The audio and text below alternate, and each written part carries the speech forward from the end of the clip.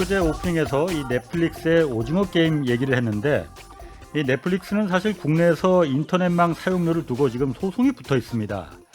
고화질 동영상을 실시간으로 전송하는 서비스다 보니까 국내 인터넷망에서 엄청난 양의 트래픽을 차지하고 있습니다. 국내 인터넷망 그 사용 순위로만 보면은 유튜브가 가장 많고 다음이 넷플릭스입니다. 구글과 넷플릭스 같은 해외 사업자들이 국내 인터넷망 사용량의 80% 그리고 네이버나 카카오 같은 국내 사업자들이 20%를 쓰고 있는데 인터넷망을 많이 사용하면 그만큼 사용료를 내는 게 당연하겠죠. 사용량이 늘어나는 만큼 인터넷망을 증설해야 하고 또 보수도 필요할 테니까 말이죠. 그래서 네이버나 카카오 같은 국내 업체들은 매년 수백억 원의 망 사용료를 지불하고 있지만 넷플릭스 같은 해외 업체들은 지금 내지 않고 있습니다. 망 사용료 이거 내라고 하면 한국에서 철수하겠다. 그러면 한국의 소비자들이 이거 누구를 원망하겠어? 라는 그런 으름장에 그동안 국내 망 사업자들이 전전긍긍하다가 이번에 소송을 결심하게 된 겁니다. 또 넷플릭스는 지난해 한국에서 4천억 원이 넘는 매출액을 기록했지만 법인세는 고작 22억 원만 냈습니다. 그룹사 수수료라는 명목으로 매출액의 77%를 네덜란드에 있는 넷플릭스 해외 법인으로 보내기 때문이라고 해명하고 있습니다. 한국 시장에서 철수할 수 있다는 그 으름장으로 자기 마음대로 이렇게 운영해도 된다고 생각하면 그거 큰 오산입니다. 한국 국민들이 그렇게 호락호락하지 않습니다.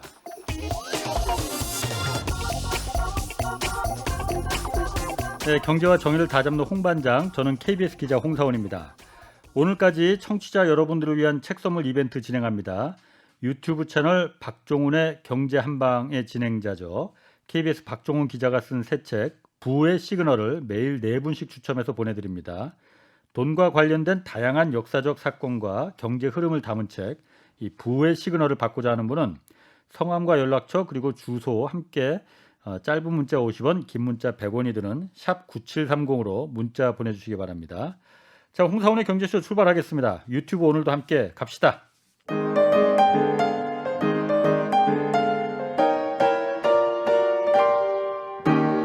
대한민국 최고의 경제 전문가와 함께합니다. 믿을 만한 정보만 쉽고 정확하게 전해드립니다. 홍사원의 경제쇼. 네, 세계 경제 양대 강국인 미국과 중국에서 좀 여러 가지 동시에 좀 좋지 않은 소식이 터지면서 전 세계가 지금 예의주시하고 있습니다. 대외 변수에 민감한 우리나라로서 이거 관심이 많은데요. 오늘 이 내용 좀 자세히 알아보겠습니다. 오건영 신한은행 부부장 나오셨습니다. 안녕하세요. 네, 안녕하십니까? 네, 오늘도 인사이트가 있는 빠져드는 얘기 좀 부탁드리고요. 열심히 하겠습니다. 먼저 이거 관심 많습니다. 환율. 네. 요즘 환율 굉장히 많이 오르잖아요. 네. 환율이 오르면은 어쨌든 수출하는 대기업들 입장이야 좋은 거잖아요. 네. 그렇지만은 내수나 자영업자, 소상공인들한테는 불리할 수 있는 거고 수입 네. 가격이 높아지니까. 네, 그렇습니다. 환율 왜 이렇게 올라가는 거예요? 일단 첫 번째는 이제 네. 말씀해 주신 게 이제 우리는 환율이 올라가면 수출 대기업들이 좋다라는 생각을 할 수 있는데 예. 이런 면도 좀 생각해 볼 필요가 있을 것 같아요. 네. 그러니까 수출 대기업들이 환의 변동성이 높으니까 예. 현지에 제조업 공장을 세웠다든지 이런 얘기들을 좀 떠나서 예. 이런 얘기를 좀 하나 해드릴게요. 만약에 이 환율이 올라가는 이유가 예.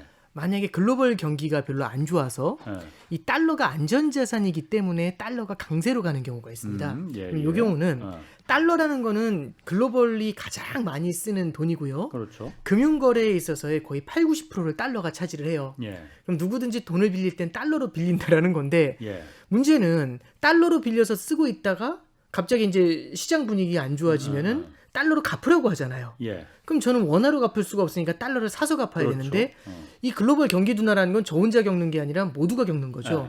그럼 모두가 똑같은 상황에서 모두가 달러를 살려고 하니까 예. 시장 분위기가 안 좋을 때, 글로벌 경기가 안 좋을 때 달러가 탁 튀어 올라가는 그런 안전자산으로서의 특성을 보일 때가 있습니다. 예. 그럼 이 얘기는 뭐냐면 달러가 안전자산으로서 올라간다는 얘기는 글로벌 경기가 안 좋다는 얘기잖아요. 예. 그럼 환율이 올라갑니다. 달러가 강세라서. 우리 수출 잘 되겠네 이렇게 생각을 했는데 알고 보니까 경기가 둔화되는 그러네. 거죠. 그래서 실제로 수출이라는 건 상대편이 사줘야 되는데 예. 상대편이 사줄 수가 없을 정도로 경기가 둔화되는 상태에서 달러가 올라간다면 예. 무조건 수출이 잘 된다 이렇게 해석하기는 조금 어려운 것 같아요. 그래서 이제 첫 번째 말씀드린 건 최근에 이제 환율이 올라가는 요인 예. 중에 이게 이제 최근에는 성장 둔화라든지 이런 쪽에 대한 안전 자산에 대한 선호도가 조금 높아지는 거 아닌가 이제 예. 이런 생각을 이제 첫 번째 좀 해볼 수가 있을 것 같고요. 예. 두 번째로 이제 우리가 볼 수 있는 거는 중국에 대한 말씀을 간단하게 좀 드리면 예. 최근에 보면 이제 홍다 사태가 있었지 않습니까? 있죠. 아마 많은 분들이 홍다 사태에 대해서는 아마 다뤄드렸을 텐데 예. 이 홍다 사태가 물론 제2의 리먼 사태다 이 정도까지는 아닌 것 같아요. 예. 왜냐하면 이 결국에는 이 홍다 사태라는 것에 대해서는 어느 정도 좀 알려져 있는 부분들도 있고 그리고 이제 홍다 사태를 대비해 가지고 상당히 많은 유동성들을 사전에 공급을 하고 있잖아요. 예. 그래서 이 홍다 사태의 손실을 갖다가 최소화하려는 노력은 분명히 하고 있습니다만 문제는 이 홍다하고 관련돼 있는 부동산 업종이라는 거죠. 예. 제2, 제3의 홍다에 대한 얘기들이 나올 거고 예. 이건 중국의 성장 둔화하고 맞물려 나갈 겁니다. 그러면 예. 예. 중국이 보통 일반적으로 성장을 할 때 국가들이 성장을 할 때 보면은요. 소비로 성장하는 방법이 있고 투자로 성장하는 방법이 있고 수출로 성장하는 방법이 있습니다. 예. 근데 이 중에서 제일 이제 국가가 나서 가지고 인위적으로 성장을 키워낼 때는 예를 들어 이런 거죠. 첫 번째 소비로 성장한다면 자, 소비하세요라고 합니다. 근데 이게 쉽게 안 될 수 있죠. 사람들이 그 말 듣고 무조건 막 정부가 소비하래 이러진 않죠. 예. 그래서 소비하세요라고 할 때 소비 성장이 이렇게 쉽게 잘 되지는 않습니다. 예. 두 번째는 수출 성장이 있잖아요. 예. 자, 수출하세요라고 해도 그것도 사실 마음대로 안 수출은 되죠. 훨씬 힘들죠. 상대편이 예. 사줘야 되는데 그렇죠. 상대편 국가의 입장을 봐야 되는 거죠. 아.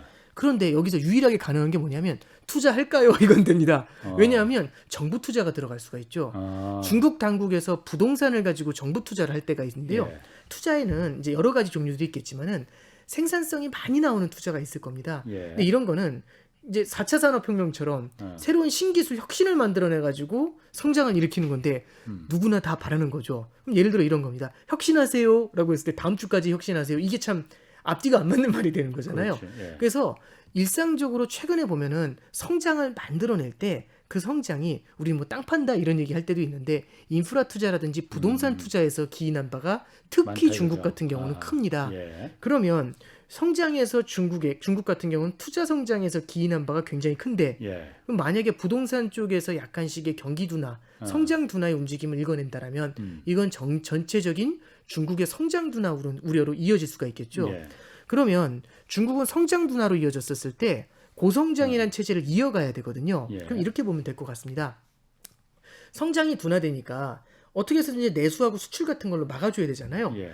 근데 내수나 투자가 안 일어납니다. 어. 그러면 유일하게 괜찮은 좀 생각해 볼 수 있는 방법이 수출인데 수출 같은 경우도 지금 보면 가장 큰 문제가 이거잖아요. 위안화가 절상이 되고 다른 나라 통화는 약세를 보이니까 중국 수출이 어려운 겁니다. 예. 그럼 이런 상황에서 수출 성장이라도 좀 키워보려면 위안화의 절상을 받아들이면 안 되겠죠. 그렇죠. 위안화의 약세를 유도를 해가지고 그래서 어떻게 해서든지 수출이 주저앉는 거라도 막아야 예. 성장이 빠르게 위축되는 걸 어느 정도는 속도 제어를 할 수 있지 않겠냐 이제 예. 이렇게 되는 거죠.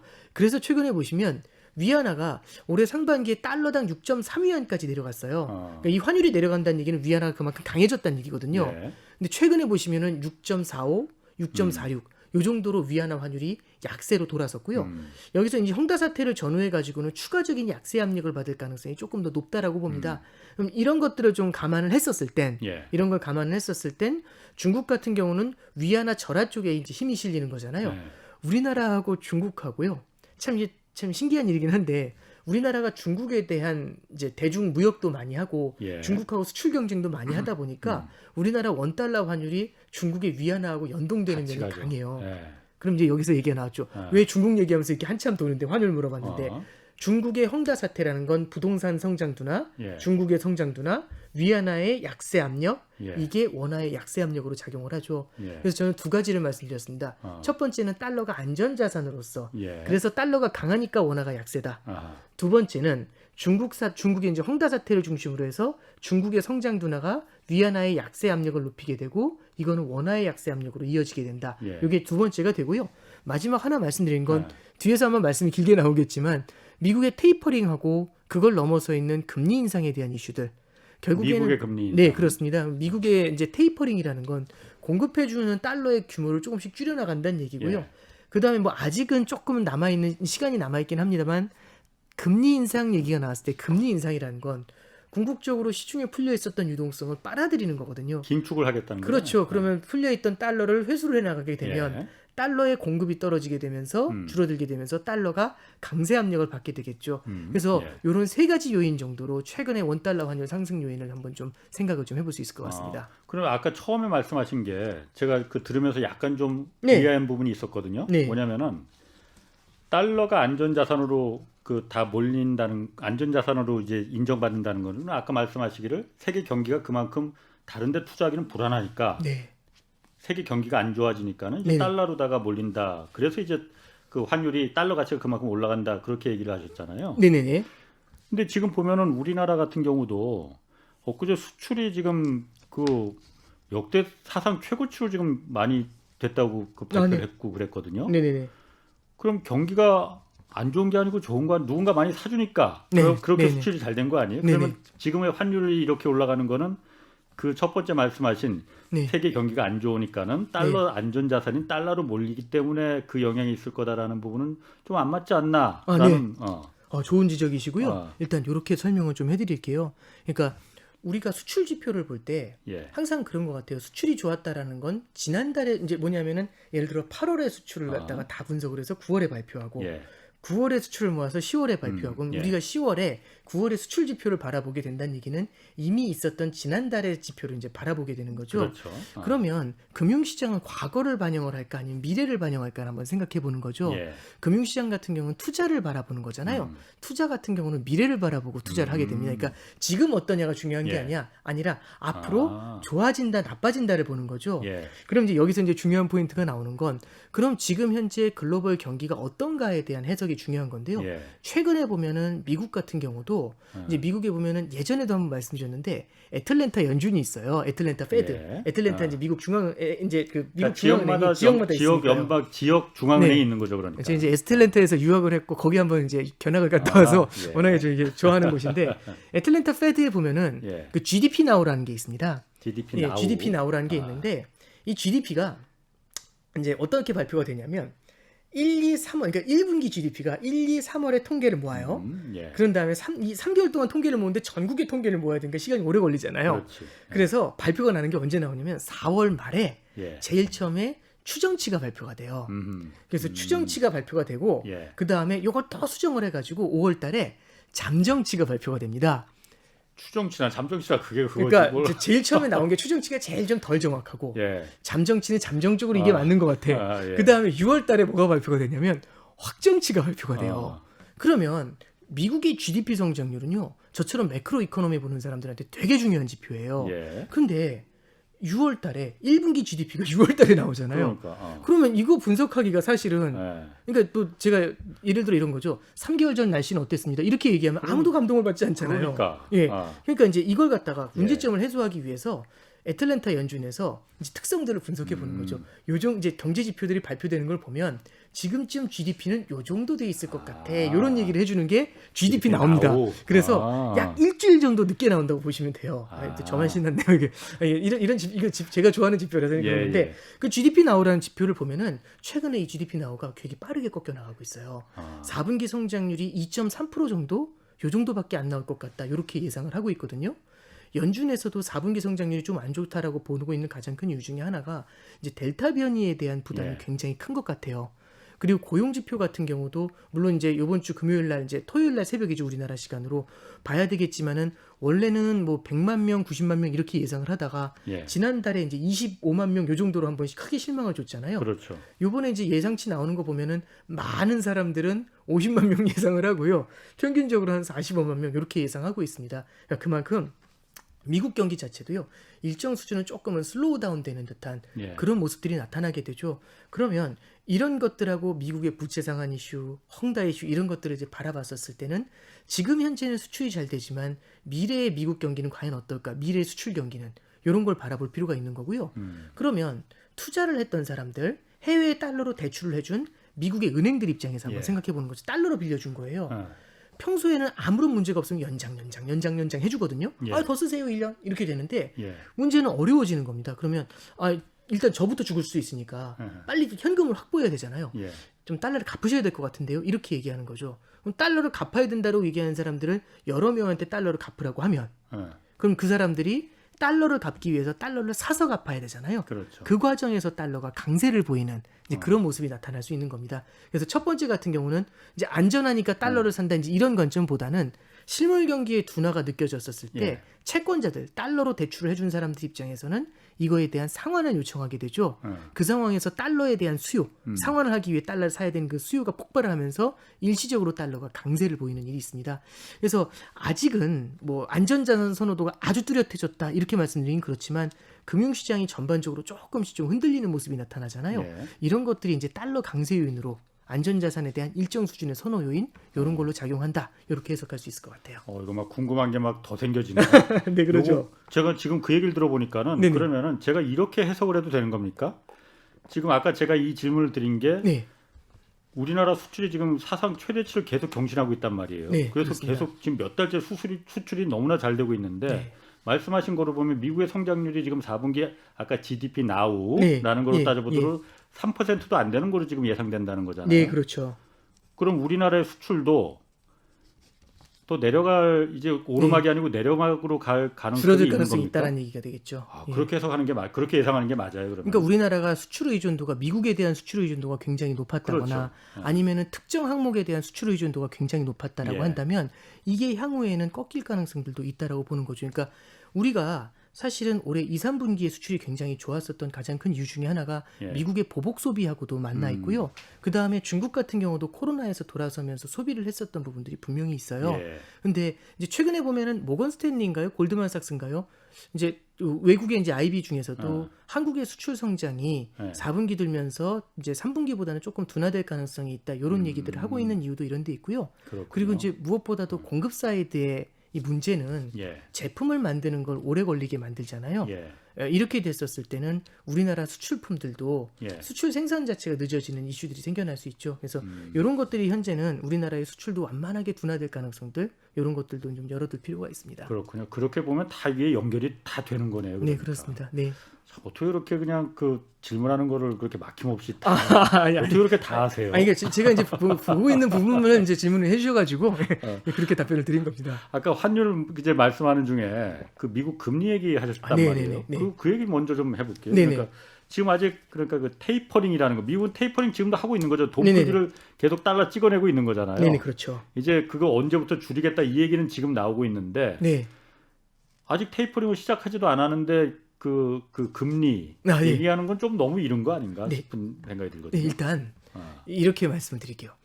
먼저 이렇게 보면 됩니다. 아, 중앙은행이 쓸 수 있는 정책은 예, 가장 일반적인 정책은 금리를 인상하고 인하하는 거예요. 그렇죠. 그래서 이제 아, 코로나 사태가 딱 되니까 금리를 인하했습니다. 그래서 예. 제로까지 낮췄거든요. 아, 금리를 0%까지 낮췄는데 이게 헤어나지 못하는 거죠. 더 쓸 방법이 없죠. 더 쓸 방법이 없죠. 그래서 하는 게 뭐냐면 따로 자금을 공급하는 이른바 양적 완화를 씁니다. 예. 그래서 금리 인하로는 안 되니까 양적 완화가 나온 거죠. 예. 이걸로도 해결이 안 되니까 회사채를 사들이기 시작했어요.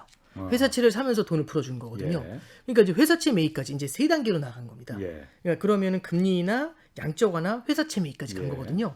자, 근데 이제 괜찮아졌어요. 어. 그럼 이제 이거 되돌려야 되잖아요. 예, 예. 출구 전략을 쓰는 겁니다. 예. 그럼 이거를 역순으로 되돌려야 돼요. 예. 그럼 역순으로 되돌리려면 제일 처음 정리해야 되는 게 회사채를 갖다가 사들였던 거 있잖아요. 아하. 얘를 팔아야 됩니다. 예. 그래서 지금 회사채 사들인 거 있잖아요. 그거 이제 다 팔고 있어요. 얼마 안 남았을 겁니다. 이거 예. 많이 사들이지도 않았거든요. 그럼 회사채 매입한 걸 줄이고 있다. 이건 첫 번째는 이미 진행이 돼 있어요. 네. 두 번째는 뭘 해야 되냐면 양적 완화하는 걸 갖다 돌려야 되죠. 예. 그럼 양적 완화를 계속 풀고 있는 걸 줄여야 되잖아요. 예. 그 우리는 어려운 말로 뭐라고 하냐면 테이퍼링이라고 해요. 뭐 그거 어려운 말도 아니고 하도 많이 요즘 들어갔고 이제 요즘은 상식이 돼가지고 이제 요즘은 제가 이제 지나가다가 그 얘기하면 아직 그만 좀 하라고 그 얘기 너무 아하, 지겹다고 예, 예. 다른 주제 하라고 네 예. 그런 얘기 하시더라고요. 그래서 이제 얘기가 샜는데 테이퍼링을 하고요. 테이퍼링이 끝나면 그 다음에 뭘 보게 되냐면 금리 인상을 바라보게 되는 거죠. 그게 마지막이죠. 네, 그렇죠. 그럼 이제 금리 인상으로 넘어가는 겁니다. 예. 그러면 테이퍼링이 끝난다라는 건 테이퍼링이 시작을 한다는 얘기는 언젠가 끝이 올 거란 얘기고 그렇죠. 끝이 오면 그 다음에는 우리가 금리 인상을 갖다가 바라볼 수 있게 된다 이런 얘기인데 예. 지난 8월 달에 이 금리 인상에 대한 얘기 테이퍼링 뒤에 금리가 있다는 얘기를 갖다가 한 사람이 누구냐면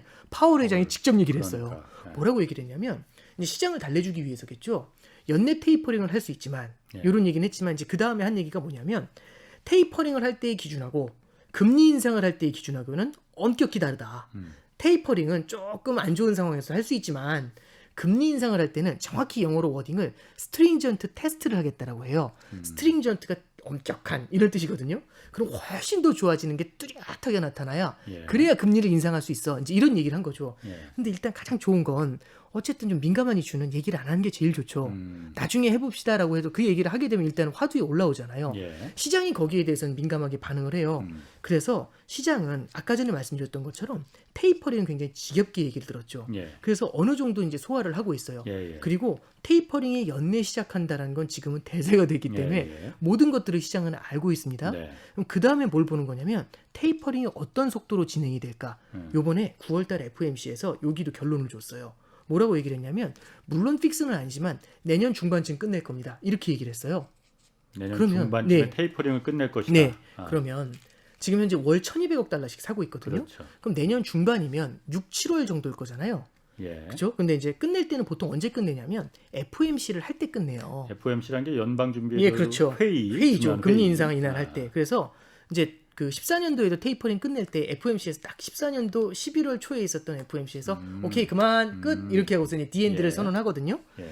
그러면 내년 중반에 그러면은 선언은 언제 할까? 이 45일에 한 번씩 있거든요. 예. 그래서 보면은 6월 중순에 한 번 있고요. 예. 7월 말에 한 번 있고 아, 그다음에 7월 말이니까 8월 초고 그러면 예. 한 달 반이 지나면 9월 중순에 있잖아요. 예. 그럼 9월 중순은 중반이라고 하기엔 조금 뒤고 그렇죠. 6월 중순이나 7월 말인데 6월 중순은 조금 빠른 것 같고 아. 그럼 이제 7월 말 정도 예상을 할 수 있겠죠. 예. 그러면 예를 들어 12월에 시작한다고 하면 예. 12월부터 시작해서 1, 2, 3, 4, 5, 6, 7 하면 총 8개월이죠.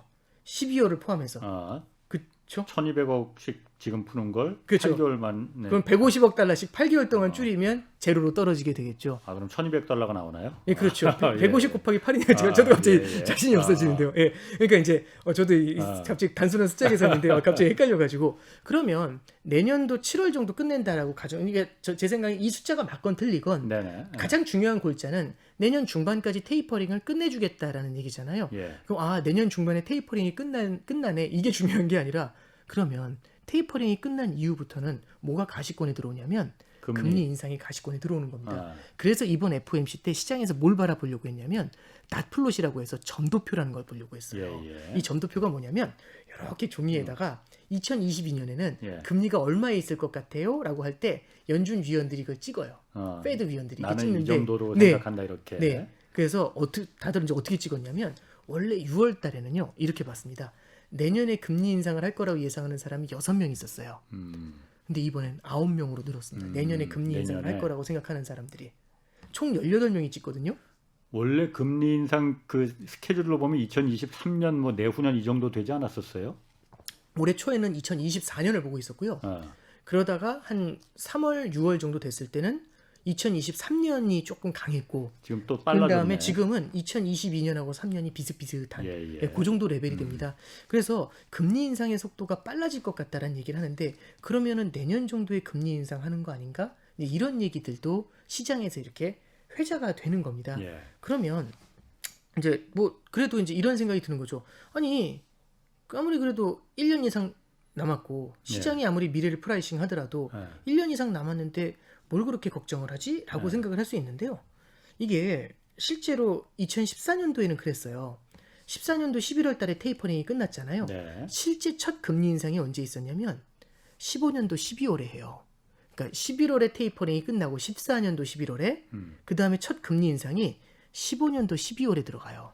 한 1년 뒤에. 그렇죠. 예. 그러면 사실 지금 생각하면 옛날 거 그대로 가져오면 예. 내후년이네. 2023년 중반은 돼야 되겠네. 이런 생각이 딱 들잖아요. 그러면 예. 긴장할 거 없잖아. 그렇죠. 이런 생각이 딱 들거든요. 물론 예. 이제 일어날 일이지만 예. 꽤 먼 미래에서 일어난 일이니까 긴장할 것 없잖아. 이게 이제 그래서 시장에서는 일반적인 생각이었는데 지금 분위기가 조금 다른 거죠. 생각보다 빨리 당겨오나? 이제 이런 생각들을 하게 되는 겁니다. 시장은 자기가 기대했던 것보다 세잖아요. 예. 자기가 기대했던 것보다 강했을 때는 빨랐을 때는 여기에 대해서는 반응을 하게 됩니다. 그러면 시장에서는 지금은 조금은 뒷얘기지만 미래의 미국 금리 인상에 대한 두려움도 어느 정도는 프라이싱을 하기 시작을 했다. 이렇게 이제 우리가 해석을 해볼 수 있겠죠. 그 미국의 금리 인상이 2023년, 2024년 이렇게 한참 뒤였는데 네. 이렇게 당기게 되는 이유가 뭐예요? 네, 이게 제가 되게 중요한 포인트를 짚어주셨는데 두 가지가 있다라고 봐요. 예. 일단 그럼 14년도, 15년도로 한번 다시 돌아가 보면 예. 그때는 금리 인상이 왜 이렇게 늦었는데 이 생각을 첫 번째 해볼 수 있죠. 왜 예. 1년이나 걸렸을까? 1년은 원래 예상하지 않았어요. 예. 처음에는 14년도 11월에 딱 그 테이퍼링이 끝났을 때 다들 뭐라고 봤냐면 15년 3월이다. 내년 3월에 금리 인상한다. 예. 그래서 그때 당시 뉴스를 보면은요, 와 15년은 금리 인상의 시대, 뭐 이렇게 다 나와요. 그 15년도 1월달에 보면 이제 경제 전문가들 이렇게 막 이렇게 그 인터뷰하는 거 나오잖아요. 그래서 이제 올해부터는 금리 인상이 시작이 될 거니까 막 이런 얘기들이 되게 많이 회자가 예. 됐어요. 근데 15년도 이제 초에 러시아 사태가 터져요. 러시아가 이제 G7에서 이제 왕따가 되고, 그리고 이제 저기 그 생션이라고 해서 규제에 걸려 버립니다. 예. 그러면서 이제 유가가 급락을 하고 이제 어쨌든 그때 분위기가 별로 안 좋았었어요. 이머징 시장이. 그랬더니 이제 15년도에도 예. 페드가 3월달 금리 인상은 조금 성급한 것 같아요. 조금 천천히 합시다라고 해서 6월 금리 인상을 바라보게 돼요. 예. 근데 15년 6월에 또 무슨 일이 있었냐면 15년도 7월달에 그리스 선거가 있었어요. 그래서 이제 참 저도 참 애꿎은 운명이라고 생각하는 게 왜 우리나라에 앉아가지고 그리스 선거까지 우리나라 선거도 신경 안 쓰고 있는데 그리스 선거까지 봐야 되나 이런 생각할 때가 있었어요. 그때가 특히 그랬었는데. 근데 이제 그때 당시에 이제 그리스가 그런 디폴트를 선언할 수도 있고 이게 제2의 또 유로존 사태 만드는 거 아니냐. 예. 이제 이런 불확실성이 존재하다 보니까 15년도 6월에도 기준금리 인상을 못하고 시장이 조금 불안불안했거든요. 예. 그래서 15년도 9월로 넘겨요. 예. 그럼 15년 9월에 기준금리 인상하나 그랬더니 중국이 8월에 픽 쓰러져요. 그때 이제 위안화 사태가 터집니다. 예. 위안화 절하되고 막 난리도 아니었거든요. 그래서 예. 글로벌 금융시장이 다 흔들리니까 한숨 푹 쉬다가 15년도 12월에 인상을 하게 되거든요. 그러니까 딱 처음부터 14년 11월 딱 테이퍼링 끝났다 이렇게 한 다음부터 자 1년 있다 합니다 이러진 않았던 거죠. 조만간 하려고 생각했던 거죠. 원래는 조만간 그렇죠. 하는 게 맞는 거예요. 그렇죠. 어. 빠르게 하면 좋은데 빠르게 하려고 생각했는데 하려고 할 때마다 뭐가 있었던 거죠. 뭐가 터지는구만 자꾸. 그러니까 계속 미뤄진 거죠. 그러면 이런 생각을 하는 겁니다. 이거 되돌리면 물론 역사에 있어서 이 가정은 의미가 없겠지만 만약에 아무런 일이 없이 시장도 탄탄하고 그다음에 경기도 좋았다면 그럼 금리 인상 빨리 했겠죠. 예. 지금쯤 제가 얘기하고 있는 게 15년 3월에 했고 6월에 한 번 더 하셨고 뭐 이런 얘기를 막 하고 있었을 겁니다. 예. 그러면 이제 이런 생각을 해보는 거죠. 그때는 시장이 흔들렸다라는 게 되게 컸던 거고요. 그때 당시 두 번째는요. 물가가 2% 수준에서 살짝 올라와 있는 정도였어요. 예. 근데 시장이 흔들리고 경기가 불안해지면 물가가 또 고개를 푹 숙여버리게 되죠. 어. 목표치인 2% 밑으로 내려가 버려요. 그러면 물가도 그렇죠. 2% 선에서 간당간당하니까 이게 되게 불안하잖아요. 위로 올라오면 한숨 쉬었다가 또 내려가면 또 걱정되고 이러니까 물가도 좀 불안불안하고 아슬아슬하고요. 그 다음에 말씀드렸던 것처럼 시장도 아슬아슬해 보이고 예. 이 두 가지를 같이 바라보니까 금리 인상을 약간의 충격에도 불구하고 이렇게 이제 계속해서 이제 연기할 수밖에 없었던 겁니다. 예. 그럼 지금의 상황으로 한번 가져와 보죠. 그러니까 지금의 상황을 보면 어떤 일이 벌어졌냐면 시장에서는 요즘 보면은 이제 미국에서 바이 더 딥이라는 말이 유행을 해요. 바이 더 딥. 예, 바이 더 딥이라는 게 뭐냐면 밀리면 사라, 떨어지면 사자, 떨어지면 그러니까 밀려 있는 상태에서 들어가 사자 이제 이런 얘기예요. 예. 그 왜 그런 생각이 들게 되냐면 시장이 학습을 하는 거죠. 뭐냐면 자 14년 15년을 봐라 얘기하는 거죠. 저걸 보라보면서 금리 인상이 늦어지네 이렇게 생각하면 안 된다. 이거 투자 관점에서 보면은 떨어질 때 샀더니 떨어지는 것 때문에 연준이 페드가 돈을 다시 금리 인상을 연기하면서 다시 올라오지 않냐. 떨어질 때 쫄아서 팔았으면 망한 거다. 이때 샀으면 계속해서 돈을 벌었다. 그리고 이제 결정타를 날려준 게 작년 3월이죠. 코로나 사태로 이렇게 내리찍는데 이걸 되도 감아 올려주잖아요. 예. 봐라. 그래서 문제가 생기면 연준이 들어와서 지켜준다. 이런 생각들을 굉장히 많이 하게 된 거죠. 미국에서도. 연준이야말로 홍반장이네. 그렇죠. 그러니까 어. 이제 작년에 어떤 것들도 유행했냐면 연준이 사는 거 따라 사기 이런 것들도 유행했어요. 채권 시장에서. 페드가 사는 거 따라 사주기. 그러니까 이런 것들도 하나의 일종의 모럴 해저드 아니냐. 예. 이런 얘기가 나오는 거고. 그런 얘기가 당연히 나오겠는데. 이게 약간 센 얘기긴 합니다만 최근에 보면 이제 연준에 있는 이사들도 예. 통화 정책을 결정하는 이사들도 뭐 주식을 샀다 뭐 이런 얘기들 나오잖아요. 있었어요. 예. 그러니까 그런 것들에 대해서도 보다 좀 더 민감하게 반응하게 되는 예. 이제 그런 이슈가 되지 않나 이제 그런 생각도 좀 들어요. 이제 이건 약간 논의 얘기입니다. 그래서 이제 제가 이제 앞서도 말씀드렸던 것처럼 시장이 학습 효과라는 게 생긴 겁니다. 예. 봐라 빠지면 사면 되지 않냐라는 생각인데 이제 그러다 보니까 저하고 이제 둘이 이제 기자님하고 저하고 둘이 이제 잘 생각을 하다 이런 거죠. 이제 시장이 흔들리는 거예요. 그러면 지금 샀다가 나중에 이제 좀 빠지면 다시 들어가 살까요? 이제 이렇게 여쭤봤던 거죠. 그랬더니 이제 기자님께서 하시는 말씀은 아니 그거 어떻게 타이밍 다 잡고 귀찮잖아. 어차피 올라올 거니까 어차피 연준이 다 도와줄 거니까 그냥 갖고 있어. 그럼 안 팔죠. 그럼 아무도 안 팔아요. 다들 비슷한 생각을 하면 그럼 주가가 안 빠지죠. 예. 탄탄하게 버티죠. 예. 그러면 아까 말씀드렸던 것처럼 연준이 금리 인상을 늦추거나 연준이 테이퍼링을 늦출 때는 예. 가장 큰 중요한 포인트 중에 하나가 시장이 얼마나 흔들리는지를 보는 거죠. 근데 시장을 테이퍼링 딱 얘기하고서 시장을 보니까 멀쩡해요. 안 흔들려. 금리 인상해가지고 딱 보니까 멀쩡해요. 예. 그럼 어떻죠? 계속 자신감이 가면 되죠. 생기겠네. 한쪽에서는 연준에서 금리 인상을 밀어줄 거라고 생각해서 올라가는데 예. 버텨주는데 연준 입장에서는 이쪽이 잘 버텨주니까 금리 인상을 안 해주는 이런 참 역설적인 상황이 맞물려 들어가는 거. 그래서 그때하고 다른 거는 그때는 시장이 움푹움푹 들어가는 면이 많았거든요. 예. 금융시장이 변동성이 좀 높아지는 케이스가. 근데 올해 7, 8월 달만 보셔도요. 물론 우리나라 시장은 조금 좀 민감한 모습을 보였지만은 7, 8월 달만 보셔도 테이퍼링 얘기 여기서 나와서도 이제 본격적으로 하고 그랬는데 미국 증시는 그때 58번 연속으로 58번인가 전고점을 계속 갱신하면서 갔잖아요. 예. 예, 그런 것들을 보면은 실제로 이제 자산 시장이 너무 불안해가지고 금리 인상을 연기해야 된다. 테이퍼링을 연기해야 된다. 이런 얘기가 나오기가 참 어렵죠. 그래서 그때하고 다른 부분들입니다. 두 번째는 제 생각에는 이게 제 생각에 더 포인트가 될 것 같은데 네. 앞에 말씀드린 자산 가격보다 두 번째 말씀드릴 건 이제 물가입니다. 이게 물가. 예, 저도 이제 그런 부분들을 좀 말씀을 드렸는데 이번에 물가 상승은 일시적일 것 같다라는 말씀을 좀 드렸었잖아요. 계속 그랬잖아요. 예, 그렇죠. 여기에 근데 대한 아니더라고. 부분, 예, 여기에 대해서 조금 이제 저도 예. 조금 이제 문제가 좀 생기는 것 아닌가라는 생각이 좀 들어요. 예. 그래서 이 부분을 조금 부연해서 말씀드리면 예. 이렇게 좀 생각이 되는 거죠. 그 만약에 그 연준이 예. 물가를 신경 써야 되면 예. 물가가 팍 튀어 올라 있어요. 3.6% 이렇게 지금 소비자 물가 지수가 3.6%까지 올라 있거든요. 예. PCE 물가 지수라는 건데 그렇게 물가가 높으면 보통 2%보다 물가가 높은 상황이니까 이때는 행동에 나서야 돼요. 금리 인상을 하고 긴축을 서둘러야 되거든요. 예. 근데 그거를 사뿐히 무시하는 경우들이 있습니다. 어떤 경우냐면은 이건 일시적이야. 원래 이러지 않아. 이런 경우는 다르죠. 그러니까 예를 들어 이런 겁니다. 제가 이제 홍 기자님께서 이제 사장이시고 제가 채용이 됐어요. 예. 그래서 이제 들어왔는데 전 얘기를 다 들었는데 친한 지인께서 저 친구는 한 번도 늦지 않고 아주 훌륭한 친구야. 이제 이렇게 얘기를 했는데 첫날 늦었어요. 예. 어떻게 된 거냐 이제 물어보더니 첫날에는 일시적이야. 그날 보니까 교통에 되게 뭐 교통사고가 있었대. 일시적이야. 그런 애 아니야. 뭐 근데 그럴 수 있지. 그렇죠. 그럼 예. 일시적이면 이제 예. 별로 마음에 안 담아두시잖아요. 예. 괜찮은 애다. 예. 근데 두 번째 세월 계속 늦어요. 늦었어. 그럼 이제 이거는 일시적이 아니라 이건 좀 이상하네 해서 손절 이런 예. 대상이 되는 거잖아요. 예, 예. 첫 번째 사례고 두 번째는 제가 이제 홍 기자님한테 이제 갑자기 홍 기자님 되게 꼼꼼하게 막 이렇게 다 기록하시는 스타일이에요.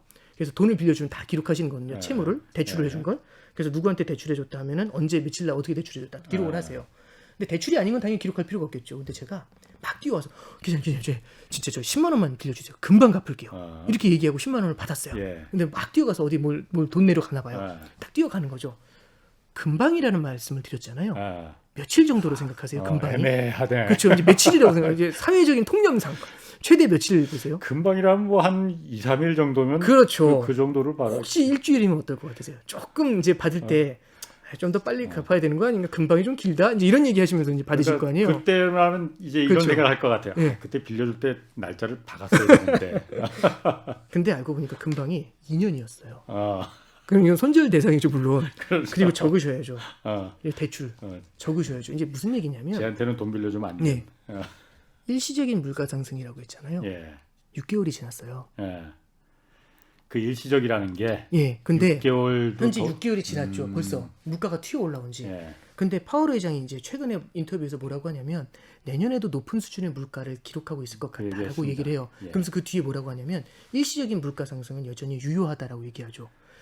그러면 자 보시죠. 우리가 생각하는 일시적은 한두 달인데.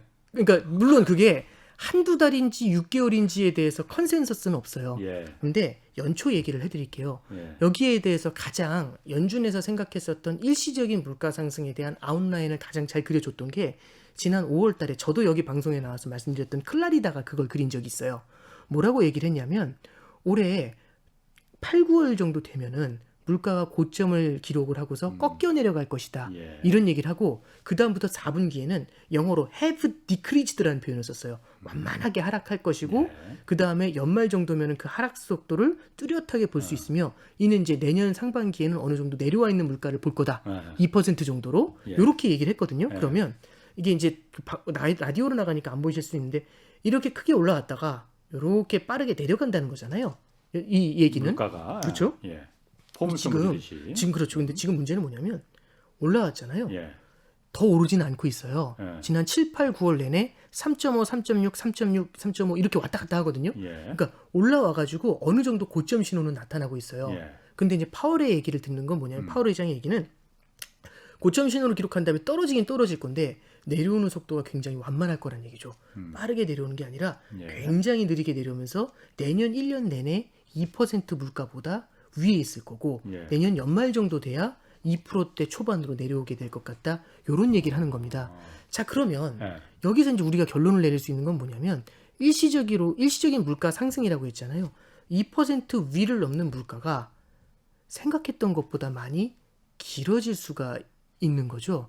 그러면 이때는 요거를 이제 조금 역설적인 표현으로 뭐라고 표현하면 되냐면 꽤 긴 일시적 물가 상승. 말장난 같잖아요. 이제 딱 웃음이 나오시잖아요. 참, 어디서 갖다 끌어다 붙지. 이런 느낌이 딱 들잖아요. 예. 그러니까 물론 파월 의장이 그렇게 직접 얘기한 건 아니지만 예. 얘기한 걸 정리하면 이렇게 되는 거예요. 꽤 긴 일시적이라는 단어는 사실상 서로 속어가 되잖아요.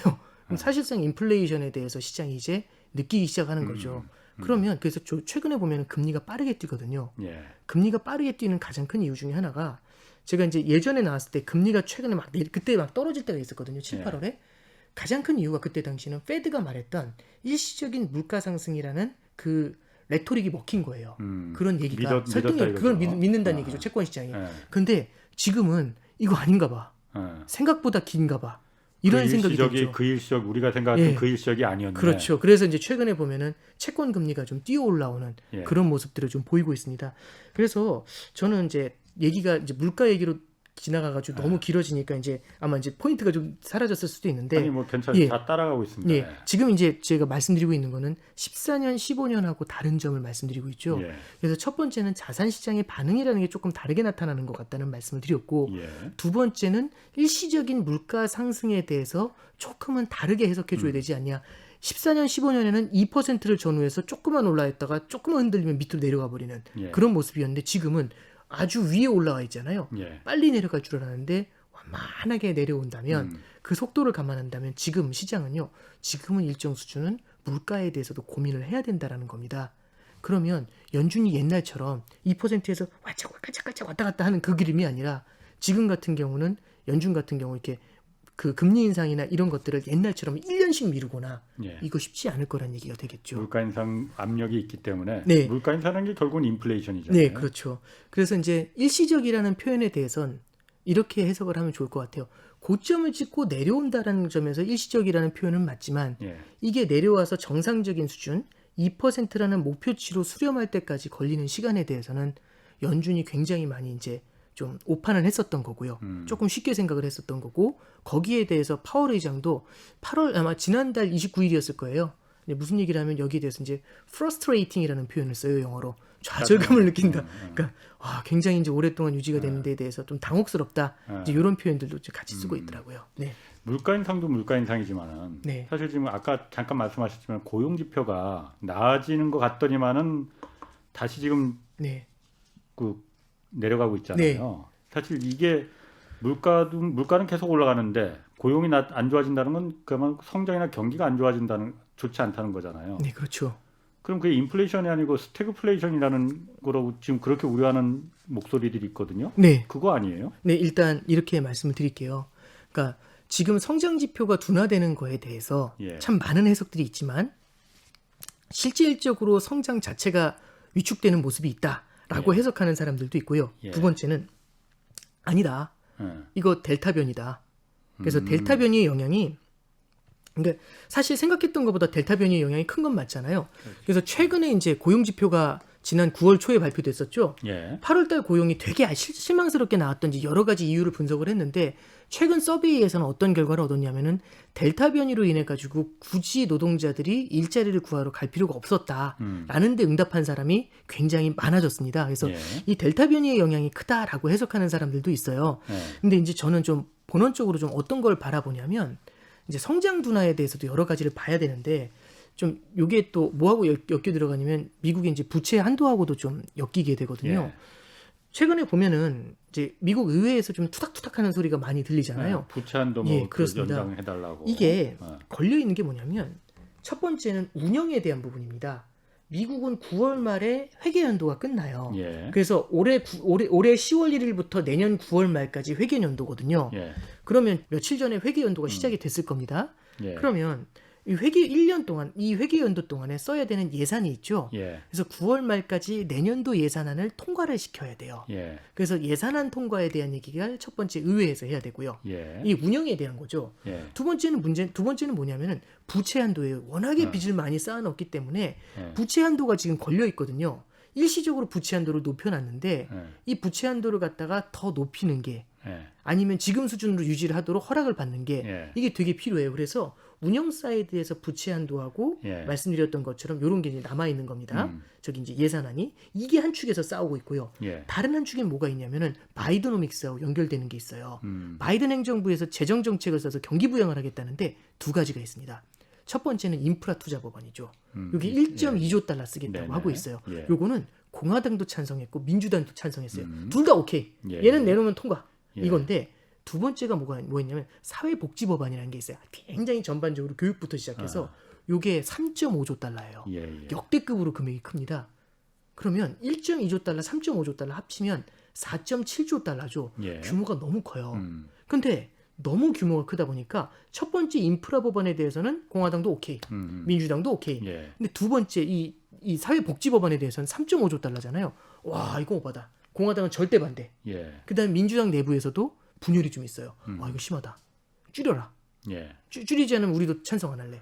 근데 지금 의석수가 비슷비슷해가지고 한 예. 명이라도 민주당에서 이탈하면 그렇죠. 어렵거든요. 예. 그러면 이게 지금 정책적인 분쟁이 있다라는 게 좀 첫 번째 포인트가 될 수 있지만 이걸 넘어서 보는 게 뭐냐면 첫 번째는 미국도 빚으로 쌓은 성장이 굉장히 큰데 예. 부채 한도의 이슈라는 건 결국에는 빚에 의한 성장도 어느 정도 제한을 받기 시작했다라는 걸 좀 고민해 볼 필요가 있는 첫 번째 포인트가 되겠죠. 예. 그죠? 헝다도 마찬가지일 거고요. 예. 이 미국의 부채 한도도 그런 의도에서 좀 해석을 해볼 필요가 있을 것 같아요. 그리고 두 번째는 뭐냐면 시장에서는 지난 3월 달에 1.9조 달러 경기 부양안이 통과가 됐어요. 예. 그러면서 1인당 1,400달러씩 자금을 줬거든요. 그러니까 그죠? 1인당. 예, 1인당. 예. 그리고 우리 나서 예. 재난지원금처럼. 그러면서 예. 거기서 끝난 게 아니라 여기서 끝이 아니다. 후속타가 기다린다. 라고 하면서 방금 전에 말씀드렸던 인프라 법안, 사회복지 법안이 기다리고 있다. 요게 원래는 독립기념일 7월에 이제 이거 나올 거다라고 얘기했는데 아직까지 밀려 있는 거예요. 예. 그럼 시장에서는 추가적인 성장을 부스팅업을 해줄, 그렇죠? 부스팅업을 해줄 추가 부양안을 기다리고 있는데 예. 또 그게 어느 정도 예견이 됐기 때문에 시장에서는 반영한 부분도 있겠죠. 예. 그리고 얘가 첫 번째 경기 부양안이 고개를 숙일 때 델타 변이로 인해서 더 많이 눌릴 때 이 새로운 부양안이 통과가 돼주면서 예. 이걸 쳐올릴 수 있는 다시 성장을 갖다 부스팅업을 할 수 있는 그런 기회 요인을 찾을 수도 있는데 이게 지금 약간 오리무중에 들어가 있는 상태인 거잖아요. 예. 내지는 3.5조 달러 같은 경우는 이거 많이 줄이지 않으면 통과 안 돼. 예. 이렇게 얘기하면서 좀 팽팽하게 맞서고 있습니다. 예. 그래서 이제 이런 점을 봤었을 때 이런 요인들이 중기적으로는 향후에 지금 당장인지는 모르겠지만은 중기적으로는 미국 경제의 성장에도 약간은 좀 부담을 주지 않을까. 예. 좀 그런 얘기들은 좀 드려보고 싶습니다. 그러니까 그런 부분이 제가 물어봤던 게 네. 그런 부분이 결국은 그 다 부담으로 작용해서 물가는 그런데도 불구하고 아, 계속 예. 올라가니까 네. 이게 가장 안 좋은 스태그플레이션이라는 우리가 그야말로 가장 두려워하는 그렇죠. 그 방향으로 그냥 빠져들어가는 거 아니냐. 네. 그래서 지금 보면은 델타 변이 영향까지 있어가지고 성장이 좀 많이 눌린 게 있고 그 다음에 물가가 높은 수준을 유지하니까 이런 것들이 이제 스태그플레이션의 어떤 두려움을 반영한다라고 네. 해서 최근에 금융시장을 보시면은요 예. 느낌이 조금 예전하고 사뭇 달라요. 이제 작년에는 금리가 내려가면서 낮아진 금리의 힘으로 주가를 밀어 올렸거든요. 예. 그래서 주가는 오르고 금리는 그렇지. 내려가고 예. 이런 예. 모습이었고 올해 초에는 바이든 행정부에서 경기 부양한다니까 예. 경기가 좋아질 것 같잖아요. 그러니까 경기가 좋아질 것 같으니까 금리가 뛰고요. 그리고 주가도 같이 뛰는 두 개가 같이 날아가는 모습이었어요. 예. 최근에 어떠냐면은 성장이 둔화될 것 같으니까 주가가 휘청휘청하거든요. 예. 그러면 성장이 둔화되면 보통 채권 금리도 경기 둔화 때문에 내려가요. 금리가 낮아져요. 그렇죠. 아, 경기 안 좋으니까 금리 낮추겠네 이런 거거든요. 예. 예. 근데 물가가 올라오면 금리 못 낮추나 해가지고 최근에 보면은 주가는 하락하는데 금리가 뛰는 모습이 나타납니다. 이런 게 시장에서는 스태그플레이션에 대한 두려움을 반영을 한 거고요. 그럼 가능성이 있다는 얘기네요. 지금 현재는 그런 가능성을 좀 보고 있는 건데 아.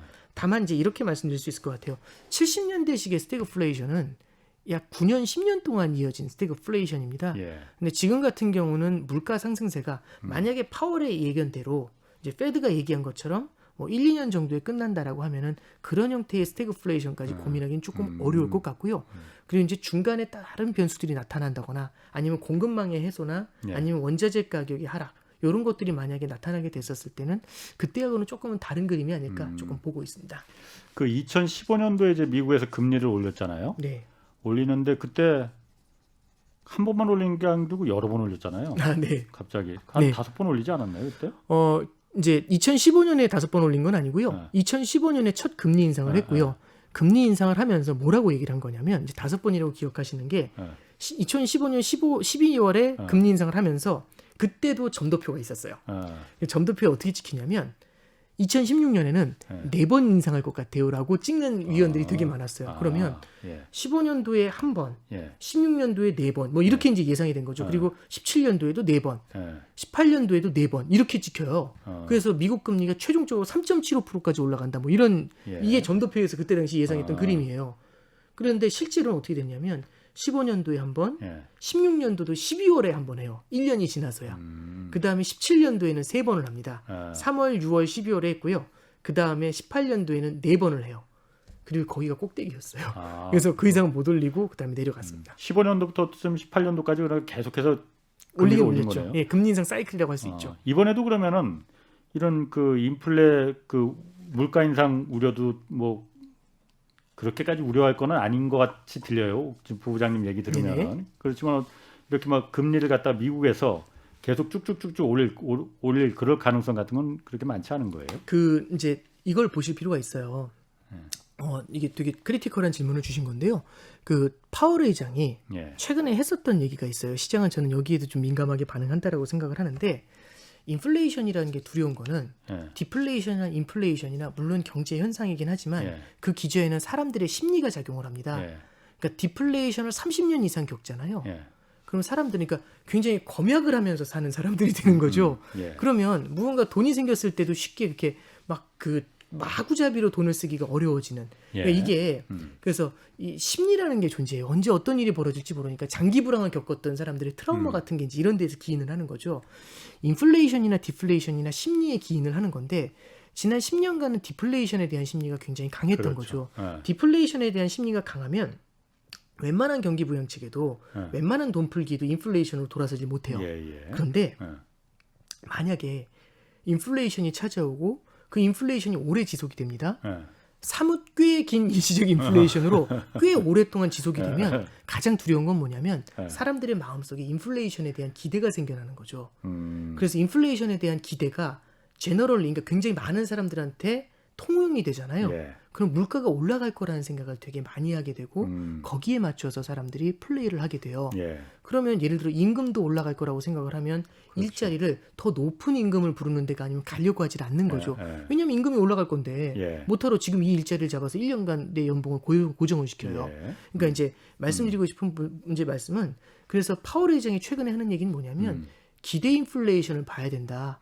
기대 인플레이션이 만약에 높은 수준으로 올라가는 모습들이 관찰이 된다면 아직은 아니지만 그런 모습이 관찰이 된다면 우리 연준은 우리 페드는 행동에 나설 것이다 라는 얘기를 하죠. 행동에 나선다는 얘기는 그런 심리가 들어오면 물가가요 걷잡을 수 없이 오를 수 있어요. 그런 모습이 나타날 때는 빨리 나서가지고 이런 갖다 심리를 꺾어버리겠다는 얘기죠. 이때는 금리 인상을 기존보다는 조금 빠르게 땡겨갈 수도 있다라는 얘기를 가능성을 열어놓은 겁니다. 아 그렇구나. 그러면 마지막으로 뭐 좀 짧게 우리 한국이 어쨌든 금리를 먼저 올렸잖아요 선제적으로. 이건 잘 한 겁니까 그러면은? 이제 우리나라는 사실은 미국 금리를 눈치 봐서 올린 건 아니고요. 우리나라 자체의 부동산 시장의 케이스하고 이제 자산 시장 자체 이제 가계 부채 이걸 이제 노리고서 한 거죠. 그러니까 뭐 미국 당장 이제 미국의 움직임만을 바라보고 했다. 이렇게 평가하기는 좀 어렵고요. 그리고 이제 참고로 하나 말씀드리면 16년도에도 미국이 기준금리를 인상을 할 때 우리나라가 기준금리를 내렸던 적도 있습니다. 그렇군요. 알겠습니다. 오늘 아주 그냥 재밌는 말씀 잘 들었습니다. 오건영 신한은행 부부장 함께했습니다. 고맙습니다. 네, 감사합니다. 자, 내일 오전 11시에 유튜브로 경제쇼 플러스 업로드 됩니다. 이번 주에는 박정호 명지대 특임교수와 함께 요즘 뜨고 있는 디지털 자산 NFT에 대해서 좀 자세히 알아보겠습니다. 자, 이만 물러가겠습니다. 지금까지 경제와 정의를 다잡는 홍반장 홍사원의 경제쇼였습니다.